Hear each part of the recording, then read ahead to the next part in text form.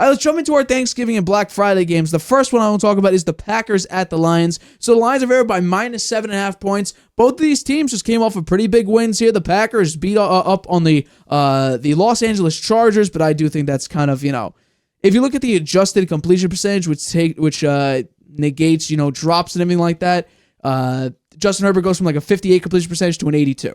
So you can really see he had 6 drops on the day, and the coach is going to be fired at the end of the year. If he isn't, serious issues there. The Lions coming off of a very, very close win, but you know what? It was an important win because it showed that they could, battle back and end up winning the game. They beat the Bears last week in Justin Fields' return game. So I want to know which, if we're talking about Thanksgiving, because this is a Thanksgiving game, which team will be thankful on Thanksgiving for this win? I think it will be the Lions, and I'd pick them with the 7.5. That's a pretty big point spread, actually. I think for a division rivalry where the Packers and Lions have played each other so many times over the years. They're a team that goes. Both teams are historic teams. They go way back to the close to the beginning of the NFL, and the Lions always play on Thanksgiving, right? That's a tradition going back to when I was a little kid. I remember Milt Plum beating the Green Bay Packers in 1960, I believe it was. Wow! And in a blizzard, in a snowstorm, a huge snowstorm, and they pulled out the game. And the Packers, of course, were a great team back then. So there's a long history here, a lot of exciting games on Thanksgiving as well. I like the Lions. I'm not so sure about the point spread, though. I think I would say that the Lions aren't going to beat the point spread here. I think it's going to be a closer game than 7.5. I'm on the opposite of you. I think the Lions are going to absolutely smoke the Packers. Oh, yeah? The Packers got away with murder, basically, because Justin Herbert, his receivers dropped the ball 6 times. And one of them was on a beautiful thrown ball to Johnson. Jordan Love had a good game, though, right? He threw for over 300 yards. You're playing the Chargers. The Chargers have the worst passing defense in the league. I believe they're ranked 32nd in total. The Lions' passing defense isn't much better, right? The Lions are 16th in pass, so you have half, but they're 9th in total defense. So A.J. Dillon or Aaron Jones, they won't be able to run the ball that well because they are the 5th best rushing defense in the league. The Lions this season, they're 2nd in total offense. This offense is going up against a Packers defense, which largely has been underwhelming. Right now, they're 17th in the league, but they're 28th against the run, which is going to be big. I think David Montgomery and Jahmyr Gibbs, he's having a very, very great rookie season, Gibbs is. So I think they're going to run the ball very, very effectively. I do think the Lions are going to smoke them this time because I just think in totality, I understand the Packers have the 7th best passing defense. But I just think if you combine, David Montgomery and Gibbs' rushing attack, you open up play action. You got Amon-Ra St. Brown. I think Jameson Williams may be back, if I'm not mistaken. I could be wrong. But you also got Laporta, the tight end. He's incredible. You got a lot of pieces you can work with on that offensive side. A tremendous offensive line. I think the Lions are going to absolutely smoke the Packers. Personally, I think the Lions are going to smoke the Packers on Thanksgiving. You know what? I don't think they'll smoke them, but I do think that now, as I've listened to you, I'm going to say that they will cover. You're saying they will cover? I will cover. Yeah. Okay. I'm going to take that. I'm not. My intention is not to convince you. I'm going to circle it. Lions -7.5. But my job is not to convince you of anything. I like this game because it starts at noon. Yeah. And it's on Thanksgiving Day, and it will be before we have our dinner. But we'll get to watch, first half, and then maybe have dinner at halftime, and come back and watch the rest of the game. We don't have lunch, at 2:30. We'll have lunch. So that's our pick. I'm picking the Lions to cover, and apparently I convinced you to also pick the Lions. Yeah, but you say they're going to smoke them. I'm not sure. I don't think that's the case. When I say smoke, I mean at least 10 points. Double-digit victory, I would say. I want to talk about the next game now. Commanders at Cowboys. Cowboys coming off of a massive win here, as well as the Commanders. I don't know what's going on with them. Sam Howell looks not great. You just lost to the Giants. I don't understand. That was very surprising to me. Yeah. That they lost to the Tommy to the DeVito. Giants. And Tommy DeVito, who's been Danny DeVito out there. Yeah, he's come up smaller than Danny DeVito. What were his stats in that game? Let me bring it up real quick. I think he had over 270 yards passing. Sam Howell was 68.9% completion percentage, 255 yards, 1 touchdown, 3 picks. Tommy DeVito, 69.2% completion percentage, 246 yards, 3 touchdowns, no picks. What happened to DeVito? He suddenly awoke. He's an NFL quarterback. I don't know if I'm giving him that much credit yet, but yeah. Well, he was out there playing. He was out there playing. He threw 3 touchdown passes. Who else do they have? Matt Barkley? No, I know they don't have anyone else. So he is an NFL quarterback. He's out there playing. So Sam Howell, I'm surprised that he would lose to the Giants. It's very surprising to me. He has a problem with interceptions, right? He's thrown quite a few. He's got some great stats there on yardage. He's number one in the league. Number one in the league in yardage. He generally throws for over 300 yards a game. He was a little under that in this game. But the turnovers are what gotten to him. Did he get sacked much in the Giants game?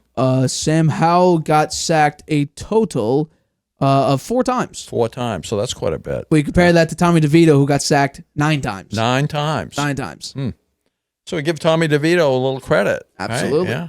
He stood up under the barrage of being sacked, threw 3 touchdown passes, had more than 200 yards passing, and a high percentage completion rate. So he did okay. Absolutely. Yeah. So I think in this game, I am going to take the Cowboys and the 10.5 point spread. You're taking the 10.5? Yeah, I am taking the 10.5. And it's at Cowboys, and they are another team now that plays every year on Thanksgiving. So it's a tradition, team. America's team. Although I disagree don't think the Commanders have it for this game. I don't think they're going to win. And I do think the Cowboys will cover. Here's the thing I'm going to say about the Commanders. I don't know what to do. Going into the season, we thought that they'd be terrible going for that number 1 overall pick, trying to get a quarterback to replace Sam Howell. You see Sam Howell this season, number one in passing yards. He actually looks somewhat competent, or at least he looks significantly better. It could be a mirage based on expectations, where he might be overblowing it, kind of like Daniel Jones did last season. Blew expectations out of the water because he was so bad. We didn't really know what Sam Howell looked like. He hasn't been all that great. We sort of expected him. There was nothing really surprising. Then he plays very, very competently. He kept it very close with the Eagles both times, and we didn't know what to do. So in this game, I have no idea, because you did just lose to Tommy DeVito when the Commanders defense sacked Tommy DeVito 9 times. 9. You threw 3 interceptions, the last one being a pick 6. I have no idea how to pick this game. I am picking the Cowboys, obviously. The point spread, I have no idea. So I'm going to go out on a limb here. I'm saying Commanders cover. I don't love it. I may be completely wrong, but I will take the Cowboys to win, Commanders to cover. That defense, you got rid of your 2 best pass rushers, yet you got 9 sacks in this game against a crippled offensive line. I don't understand what to think of with this Commanders team. All I know is that, you know what? Cowboys minus 10.5. I don't know what to think about this game. It's very, very confusing. You're saying the Cowboys won't cover? I know. You're changing your mind. I convinced myself while trying to speak it into being true that the Commanders would cover. That doesn't make any sense. I'll go Cowboys minus 10.5. I just can't. This team makes no sense to me based on expectations, but I have nothing else to go off of simply with the fact that the Cowboys crush bad teams. I personally think Sam Howell is for real. I do think he's not a flash in the pan. I think he's shown a lot. He's shown that he's tough. He's taken a lot of sacks this year, and still been able to throw, be number 1 in the league in yardage. I do think he's, the comparison to Daniel Jones, I don't think really is a really good comparison, because Daniel Jones handed the ball off to Saquon Barkley probably more than half of the time. He didn't have, he didn't throw the ball anywhere near the number of times that Howell is throwing it. Howell is throwing it as many as 50 times a game. So I think Howell is a real deal. I do think he's got to cut down on his turnovers. Fair. No, you make some good points, but I do think Cowboys. I don't know what to say about this game besides Cowboys cover. The Commanders confuse me, and I think that's just based on the expectations that I had for the Commanders going into the season, and them not really blowing it out of the water, but definitely surprising me. But I'm trying not to get fooled here. I just think the Cowboys defensively, that defensive front is insane. Micah Parsons, I think, had 2.5 sacks last game, but that's what they do. Do I have the numbers in front of me? I do not, but I think they score like 40 points a game against bad teams, and I think the Commanders are close to being a bad team. They're not a great team. The Commanders' record this season is they are 4-7. You think Ron Rivera's in trouble? Yeah, absolutely. I do think he's in trouble. So I'll take Dallas to win and cover. Let's get into the last Thanksgiving game, which is the 49ers at the Seahawks. Brock Purdy looking to extend that dominant streak after playing very, very poorly for 3 straight games. The very, very great win over the Jaguars, and now going to play and then he plays the Buccaneers last week and takes care of them pretty handily. And now he goes and plays the Seahawks. The Seahawks are in a bit of a downtrend. They just lost to the Rams last week by 1 point. And so they're looking to extend the gap between them and the Seahawks with this game on Thanksgiving night. I want to know who takes the win and who will be thankful on Thanksgiving night. The 49ers win, and they will be thankful on Thanksgiving night, and they will cover at 6.5. I can't disagree with anything that you just said because they have their tools back. They're healthy. They're healthy. Look at Brock Purdy last week with all his tools out there, man.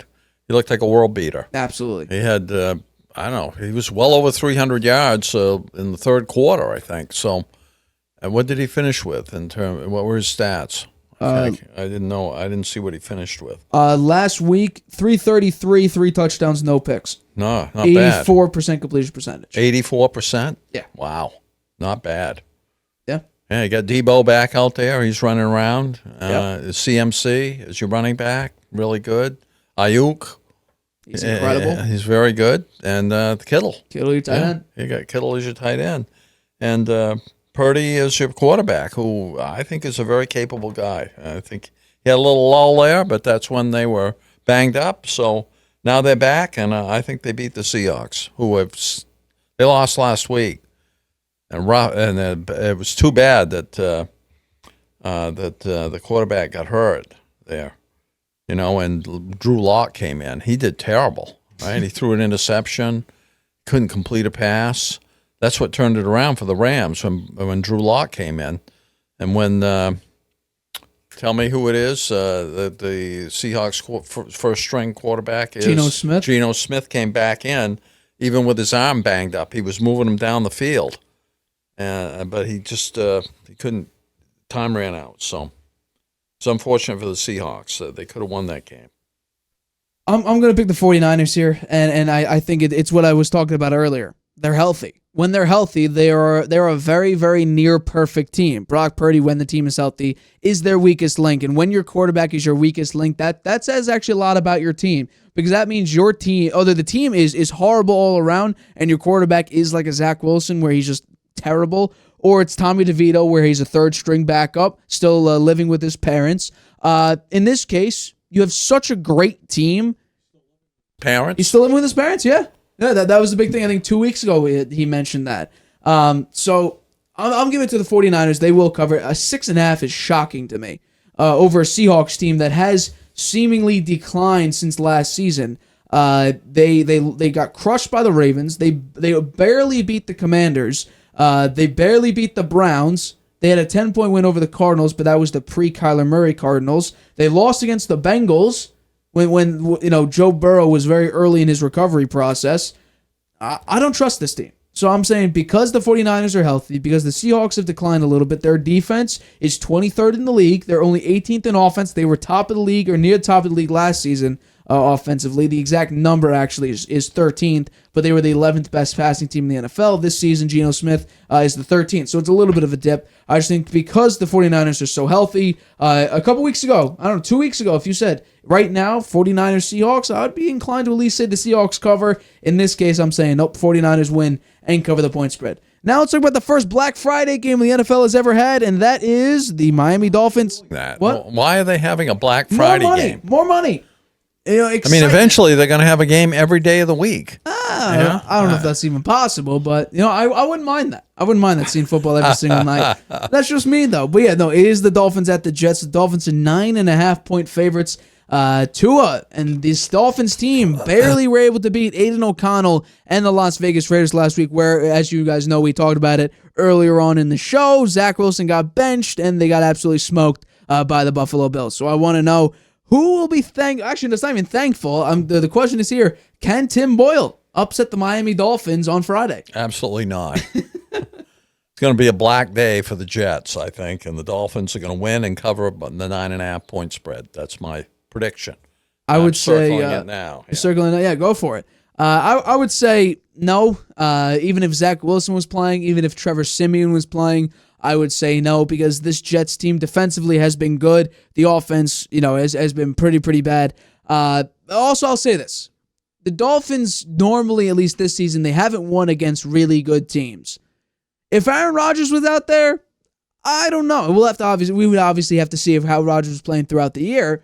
But I think because this is a big-time game, I think Rodgers would at least be slightly better if he was in this position than he would on any given Sunday. That was either a 1 o'clock or a 4 or 5 or a 4:25 game. But I think just because the Dolphins, they're on a little bit of a downturn right now. They're not as dominant as they were in coming out of a bye. They barely beat the Raiders. I will take them to crush the Jets. I said that the Lions would smoke the Packers. I think the Dolphins are going to pummel the Jets. I say this is at least a 2-touchdown, meaning 14-point or more win. I just really can't see. I understand they have Sauce Gardner out there. He's going to probably get Tyreek Hill, but you also have Jalen Waddle you got to worry about. You got Raheem Mostert in the backfield. You have Tua using his legs. You got a couple pieces there, and I think the defense of the Dolphins is getting slightly better. You're up against Tim Boyle, who hasn't played much NFL. He started 3 games. I'm taking the Dolphins to win and cover. Like I said, pummel the Jets. Cover the 9.5, obviously. So, hi, everybody. Thanks for watching. Make sure you subscribe here to get the latest from the show. Also, if you want to check out the full episode, make sure you click the I in the top right-hand corner right now. If you want to listen to this show anywhere you go, make sure you go to anchor.fm/The Harvey Hour or anywhere you get your podcasts.